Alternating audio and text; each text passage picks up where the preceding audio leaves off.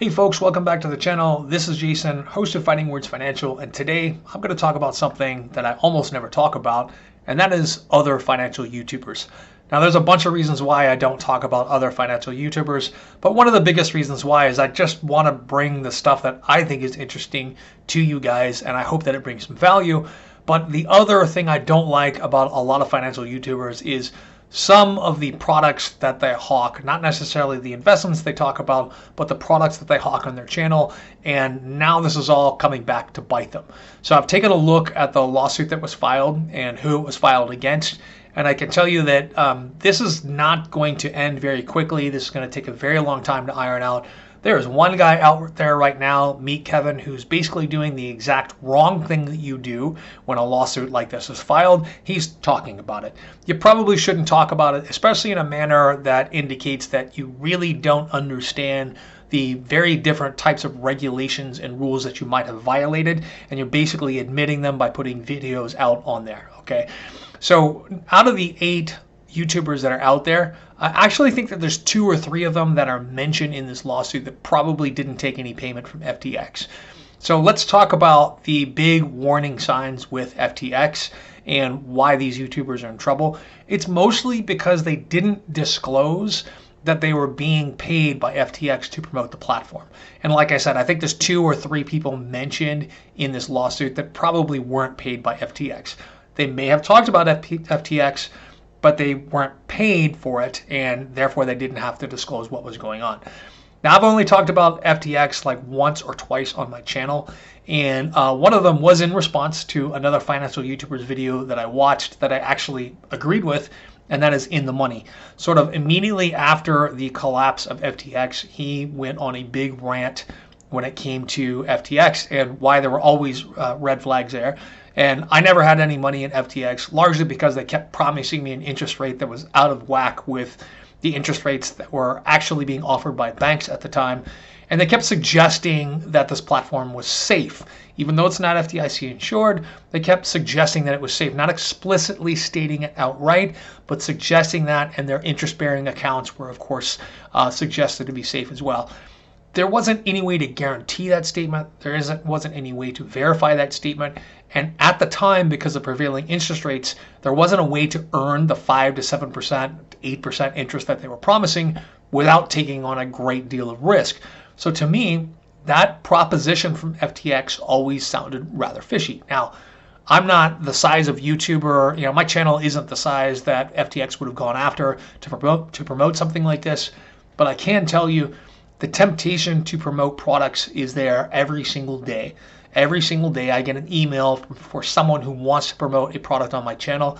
At this point, it looks likely that I will never do it.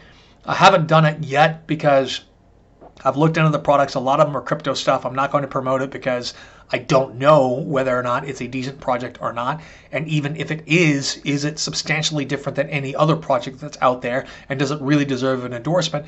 And number 2, a lot of the endorsement deals that are pushed my way have nothing to do with finance and therefore just don't fit with my channel. But I've never really been approached by an FTX where they said, hey, we're going to give you $500,000 to promote this. And I can tell you right now that maybe back then I would have accepted it. Maybe I wouldn't have done all of my due diligence on FTX. And I'm glad that I've actually had to see this implode in other people's faces so I don't make that mistake in the future. But who knows? Because I never watch other financial YouTubers and I don't really understand how they get the watch time or the clicks on their videos. I'll probably never be as big as them. I'm really doing this for fun. But look, the big deal with this lawsuit right now, though, is that I think that a couple of people are going to end up being dropped off of this. Probably Tom Nash and at least one other guy likely didn't accept payment from FTX on this. But it's really going to be come down to this. There are 7 plaintiffs who all purchased FTX yield-bearing accounts. Those yield-bearing accounts were not in any dimension safe, right? You cannot expect to earn 4, 5, 6, 7, 8% interest on a yield-bearing account back when they did it without accepting a great deal of risk. So they're suing these 8 YouTubers and an influencer agency for their losses, claiming that the defendants did not disclose the nature and scope of their sponsorships and endorsement deals, payments, compensation, etc. They claim that the influencers played a major role in the FTX scandal, saying that they hyped the crypto platform and that's what made it grow so large. And they're saying this is basically multi-million-dollar bribes. I can tell you from knowing securities law and how this works and knowing what non-registered securities are, knowing what all the regulations are, this is not an easily solved, this is not a case that's going to come to resolution anytime soon. Some of these guys are likely to settle out of court. Some of these guys will probably get dropped from the lawsuit. Some of these guys, though, who may not even be guilty of any of this, may be dropped from, or may have to settle anyway just to make it go away. But this is the exact wrong response that you make publicly to a lawsuit like this. Some weenie baby, this is me, Kevin, saying this, some weenie baby attorneys from Florida are now suing YouTubers, including myself, over FTX. People need to put their big boy pants on and realize that the realtor who refers you to an electrician does not guarantee the work of that electrician, and anyone finger pointing is also a weenie. This is not how financial products work. Okay, and this is the weird thing about being a financial YouTuber. You really have to discuss it. This is advice that's never aimed at an individual. This is not actionable advice. You have to do your own research, and it's not an endorsement to buy, sell, or hold any security. You kind of need to do that with every single video that you put out there. And he goes on to ask here, what role, if any, do promoters play? And essentially, he goes through and starts admitting that he was a promoter of this. He admits on here that there's a spectrum and who's responsible. He's admitting partial responsibility with this, and this is going to be used against him in court. So I really think that the bottom line here is that Paffrath probably needs some better legal advice. Some of the other people that are mentioned on this, Andrei Jikh, I haven't watched a video of his in like a year. Jaspreet Singh, it's been a long time.